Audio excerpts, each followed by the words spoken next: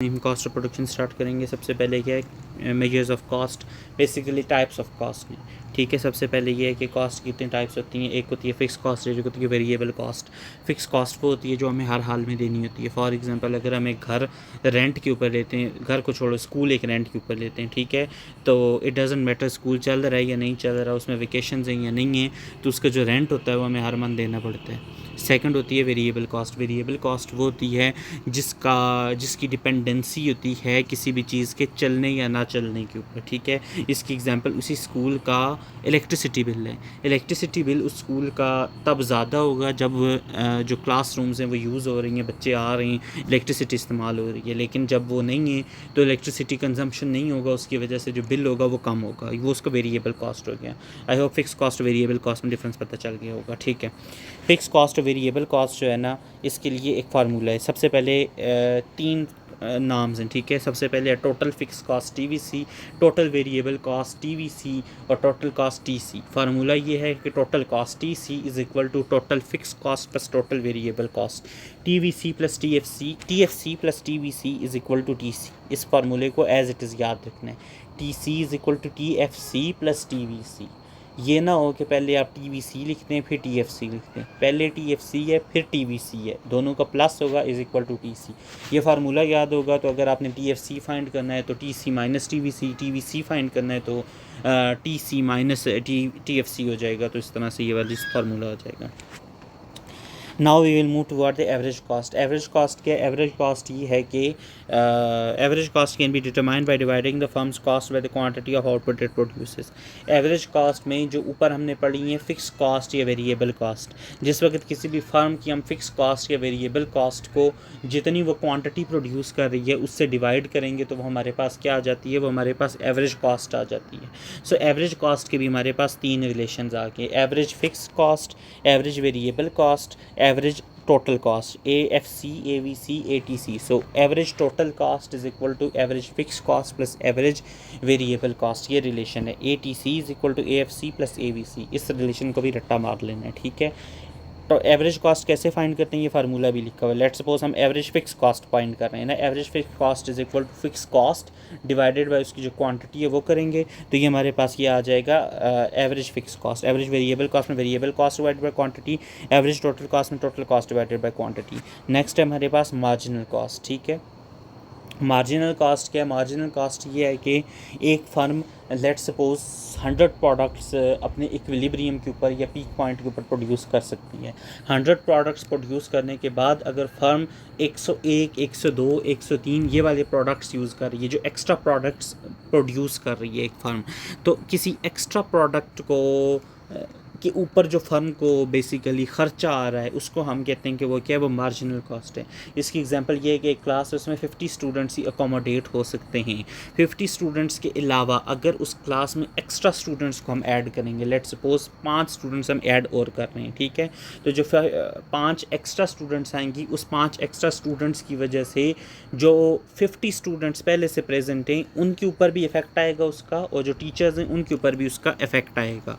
वो ज़रूरी नहीं है कि हमेशा पॉजिटिव ही इम्पैक्ट आए, आल तो उसका पॉजिटिव इम्पैक्ट हो सकता है लेकिन उसके कुछ नेगेटिव इम्पैक्ट्स भी हो सकते हैं। ठीक है, सो वो कास्ट जो बेयर की जाती है due to the production of something extra product, तो ये हो जाती है मार्जिनल कॉस्ट। ठीक है, marginal cost is the cost of producing one more unit of output. ठीक है, मार्जिनल कॉस्ट का रिलेशन क्या है?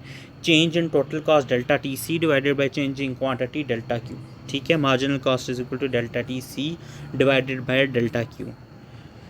अच्छा, ट्रेडिशनल कॉस्ट का में अब बेसिकली ये बात कर रहा है कि कॉस्ट के जो कर्व्स हैं वो किस तरह के होते हैं। Marginal cost eventually rises with the quantity of output. Marginal cost जो होती है ना उसका राइजिंग ग्राफ होता है, और वो किस तरह राइज़ करता है? जैसे जैसे आपकी क्वांटिटी राइज़ करेगी ऐसे ऐसे मार्जिनल कॉस्ट राइज़ करेगा, लेकिन एक ख़ास पॉइंट तक। उसके बाद जो मार्जिनल कॉस्ट है वो बेसिकली आप बस इसको ऐसे ही याद कर लो जैसे लिखा होगा, वैसे ऐसा है नहीं।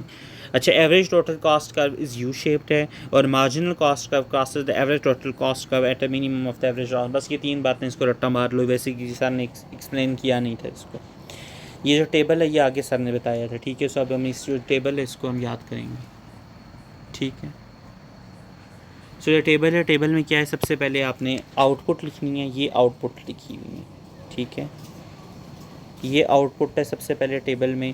उसके बाद टेबल में क्या है कि एक साइड के ऊपर टोटल कॉस्ट है, दूसरी साइड के ऊपर एवरेज कॉस्ट है, लास्ट के ऊपर मार्जिनल कॉस्ट है। ये 4 मेन हेडिंग्स है। सबसे पहले आउटपुट, फिर एवरेज, फिर टोटल कॉस्ट, फिर एवरेज कॉस्ट और फिर मार्जिनल कॉस्ट। ये 4 मेन हेडिंग्स हैं, ठीक है। आउटपुट के बाद जो टोटल कॉस्ट है, टोटल कॉस्ट वाले कॉलम को आपने 3 में सब डिवाइड कर लेना है। इसी तरह एवरेज कॉस्ट वाला जो कॉलम है उसको भी आपने मज़ीद 3 में डिवाइड कर लेना है, ठीक है। What I am saying is that सबसे पहला है आउटपुट, फिर टोटल कॉस्ट, ठीक है, उसके बाद फिर एवरेज कॉस्ट, ठीक है, 3, और फिर चौथा है मार्जिनल कॉस्ट। ये 4 मेन हेडिंग्स हैं। फिर क्या करना है कि जो टोटल कॉस्ट वाला कर्व है उसको आपने 3 कॉलम्स आई गेस इसको कहते हैं, उसमें डिवाइड कर लेना है, ठीक है। इसी तरह जो एवरेज कॉस्ट वाले, एवरेज कॉस्ट वाले को भी आपने मज़ीद 3 में डिवाइड कर लेना है। I hope you got it, ठीक है। अब जो 3 में डिवाइड करे आपने टोटल कॉस्ट, उसके ऊपर सबसे पहले हेडिंग देनी है total fix cost, total variable cost और टोटल कॉस्ट। टोटल कॉस्ट की 3 सब डिवीजन हमने भी पढ़ी थी, total fix cost, total variable cost और टोटल कॉस्ट। एवरेज कॉस्ट को हमने किस में डिवाइड किया था, उससे हमने किया था average fix cost, average variable cost, average cost, ठीक है। हेडिंग्स ऐसी होनी चाहिए, पहले टोटल फिक्स कॉस्ट, फिर टोटल वेरिएबल कॉस्ट, फिर टोटल कॉस्ट, और average fix cost, average variable cost और एवरेज कॉस्ट, सही है। अब उसके बाद ये है कि क्वांटिटी वाली साइड पे आप 0 1 2 3 4 5 6 तक आपने जाना है। 0 से स्टार्ट करना है और 6 तक जाना है, इसको रट्टा मारना होगा, ठीक है। ये इतना आसान भी नहीं है। एवरेज फिक्स कॉस्ट जो है उसको आपने बेसिकली जो आउटपुट है क्वांटिटी, उसको आपने 0 से स्टार्ट करना है और 6 तक जाना है। और जो मार्जिनल कॉस्ट है, मार्जिनल कॉस्ट को आपने क्या करना है, मार्जिनल कॉस्ट का फर्स्ट कॉलम आपने नील छोड़ देना है, ठीक है। उसके बाद यहाँ पे क्या हुआ है, यहाँ पे कोई भी बेसिकली मार्जिनल कॉस्ट में सर ने हमें तो ये बताया था कि ना ये टेबल है आपको उस पर ऐसे लिखना है, लेकिन मार्जिनल कॉस्ट में ये है, सर ने कहा था कि अगर मैं आपको कोई टेबल भी दूंगा मिसिंग वैल्यू के साथ तो आपने कैसे करना है कि मार्जिनल कॉस्ट में आपने सबसे पहले पहला कॉलम नील पे होता है। मार्जिनल कॉस्ट में ये जो नील है ना, ये वाला नील, पहला कॉलम मार्जिनल कॉस्ट का हमेशा नील के ऊपर होगा, ठीक है।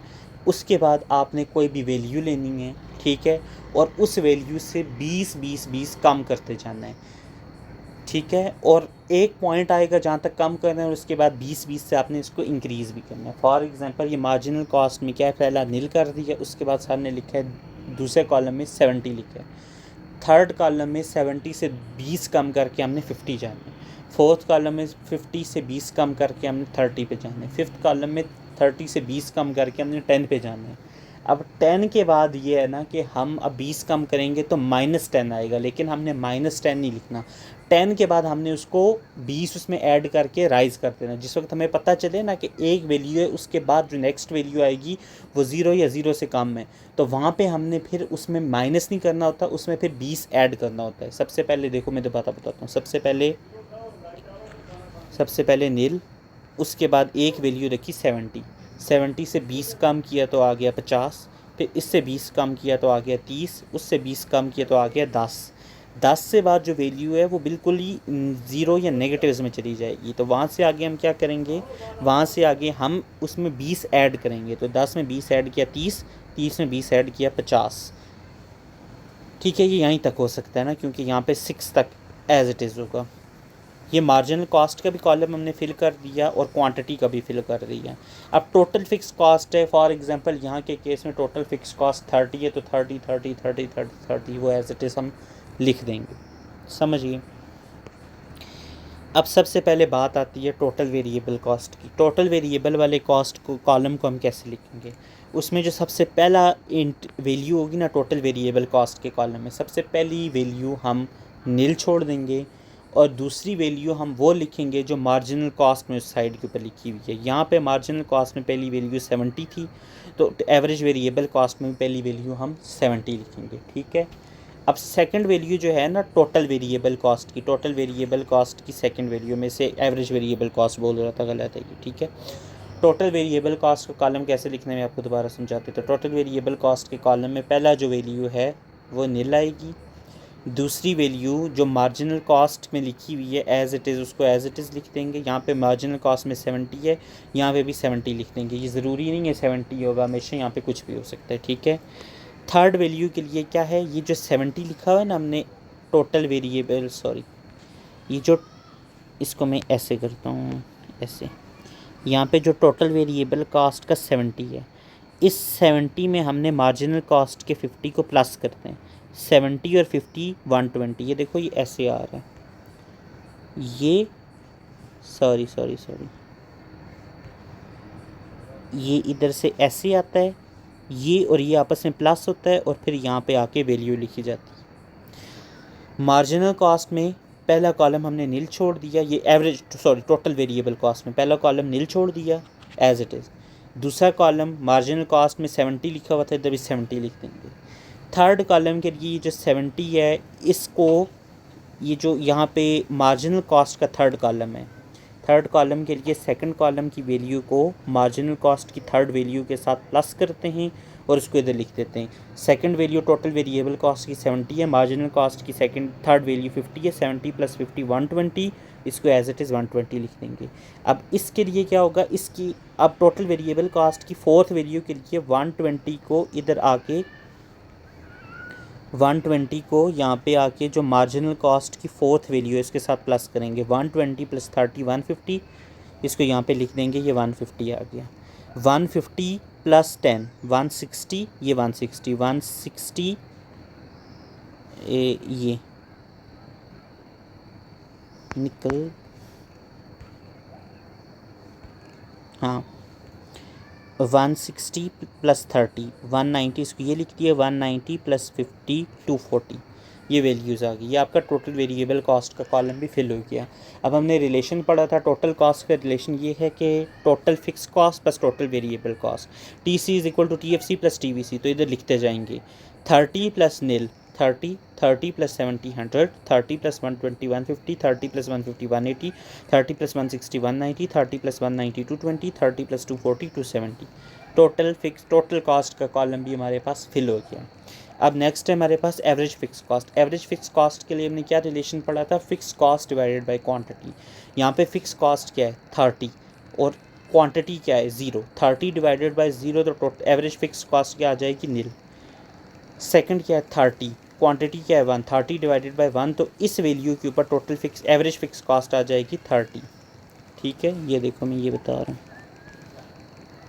थर्ड वैल्यू है ना, third value average fix cost की, उसके लिए हम जाएंगे इसकी फिक्स कॉस्ट 30 डिवाइडेड बाय 2 क्या आ जाएगा 15, तो यहाँ पे हम 15 लिख देंगे। फोर्थ वैल्यू के 150 डिवाइडेड बाय 30, तो 150 फोर्थ वैल्यू के लिए 30 डिवाइडेड बाय 3 करेंगे, कहाँ गया, हाँ 30 डिवाइडेड बाय 3, तो ये 10 आ जाएगा। फिफ्थ वैल्यू के लिए 30 को 5 से डिवाइड करेंगे तो 6 वैल्यू के लिए 30 को 6 से डिवाइड करेंगे तो 5। एवरेज फिक्स कॉस्ट का फार्मूला क्या था, fix cost divided by quantity, ठीक है। एवरेज फिक्स कॉस्ट के लिए फिक्स कॉस्ट को हम क्वांटिटी से डिवाइड करते हैं, तो ये जिससे डिवाइड करते जाएंगे तो इसका कॉलम ऐसे फिल होता जाएगा। एवरेज वेरिएबल कॉस्ट में हम वेरिएबल कॉस्ट जो है ना, इसको हम क्वांटिटी से डिवाइड करते हैं, ठीक है। तो उसको जब डिवाइड करेंगे तो nil divided by 0 nil, 70 divided by 170, ये लिखा हुआ है एज इट इज़, ठीक है। 120 डिवाइडेड बाय 260, ये लिखा हुआ है। इस तरह से इसको पूरा फॉलो करते जाएंगे। और फिर टोटल एवरेज कॉस्ट जो है उसका फार्मूला ये होता है कि average fix cost plus average variable cost, तो इनको प्लस करेंगे, nil + nil nil, 30 + 70 100, 15 + 60 75, 10 + 50 160, 75 + 40 47.5, और ये सब 7.5 लिखा हुआ है, तो ये वाला सारा हमारे पास कॉलम फिल हो जाएगा। नेक्स्ट क्या कह रहा है, नेक्स्ट ये जितनी भी वैल्यूज़ आई हैं इसको अब हमने ग्राफ की फॉर्म में प्रेजेंट करना है, ठीक है। तो ग्राफ की फॉर्म में जिस वक्त हम प्रेजेंट करेंगे तो क्या होगा, सबसे पहले एक्स एक्सेस आ जाएगा और वाई एक्सेस आ जाएगा। वाई एक्सेस के ऊपर total cost, fix cost, variable cost. सबसे पहले हम क्या प्रेजेंट कर रहे हैं, सबसे पहले हम ये जो टोटल कॉस्ट है ना, ये वाला, इस टेबल को हम अलग से प्रेजेंट करेंगे और इस टेबल को हम अलग से ग्राफ में प्रेजेंट करेंगे। अभी हम ये वाला टेबल है हम इसको प्रेजेंट कर रहे हैं, ठीक है। इस टेबल के लिए क्या है, वाई एक्सेस के ऊपर total cost, fix cost, variable cost आ जाएगी, सही है। और एक्स एक्सेस के ऊपर क्या है, एक्स एक्सेस के ऊपर मुझे भी नहीं पता, एक्स एक्सेस के ऊपर क्वांटिटी है, सॉरी एक्स एक्सेस के ऊपर क्वांटिटी है, ये यहाँ से है। अच्छा ये जो ग्राफ होंगे इनको एक बड़ी शीट के ऊपर बनाने और एज इट इज़ एक दूसरे के बिल्कुल नीचे पैरेलल में बनाने, ठीक है। अच्छा